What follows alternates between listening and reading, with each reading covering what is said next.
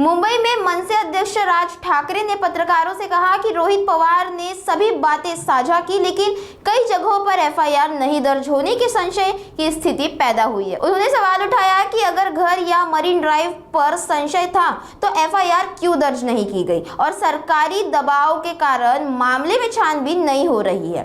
राज ठाकरे ने black box और सरकारी कार्यवाही में पारदर्शिता की कमी पर भी चिंता व्यक्त की और कहा कि सामान्य नागरिकों के लिए यह गंभीर सवाल है कि अगर नेता की एफआईआर दर्ज नहीं होती तो आम लोगों का क्या होगा। आइए एक नजर डालते हैं मनसे अध्यक्ष राज ठाकरे के बयान पर। बोलण्यातनं मला फक्त एकच गोष्ट जाणवली आणि ती म्हणजे त्यांनी 3 ठिकाणी एफआयआर करण्याचा प्रयत्न केला आणि 3 ठिकाणी एफआयआर करण्याचा प्रयत्न केल्यानंतर तिन्ही ठिकाणी सरकारकडनं एफआयआर घेतली गेली नाहीत। म्हणजे त्या पोलीस स्टेशनला सांगितलं गेलं की ते एफआयआर घ्यायची नाही।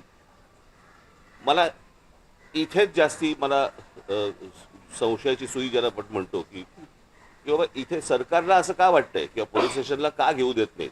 म्हणजे ज्यावेळेला ते मरीन ड्राईव्ह वरती गेले, त्या पोलीस स्टेशनला गेल्यानंतर तिथले जे कोणी अधिकारी होते ते त्यांचा एफआयआर लिहून घेत होते, टाईप करत होते आणि टाईप करत असताना इतक्या डीसीपी आले तिथले आणि त्यांनी सांगितलं की नाही एफआयआर लिहून नाही घ्यायचा म्हणून।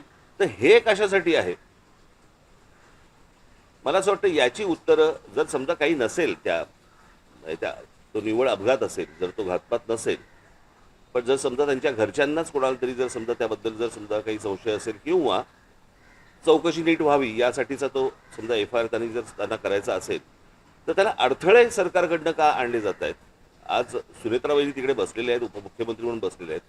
मला असं वाटतं त्यांनी पण या गोष्टींचा विचार केला पाहिजे, कारण त्यांचेच ते पती होते आणि त्यांच्याच पतीच्या अपघाताबद्दलचा हा एफआयआर आहे आणि सरकारकडनं असा दबाव येतो की तुम्ही एफआयआर घेऊ नका।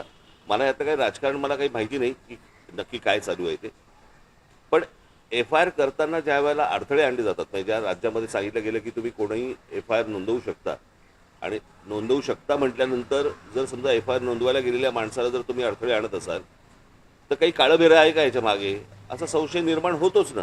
आणि मला असं वाटतं हे सरकारच संशय निर्माण करते।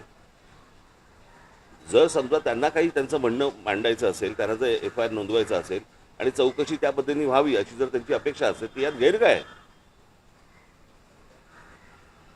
आणि म्हणून मला असं वाटतं की ह्या गोष्टीकडे जास्ती गांभीर्याने पाहिलं पाहिजे आणि मला असं वाटतं सरकारने या गोष्टींची उत्तरं त्यांना दिली पाहिजे।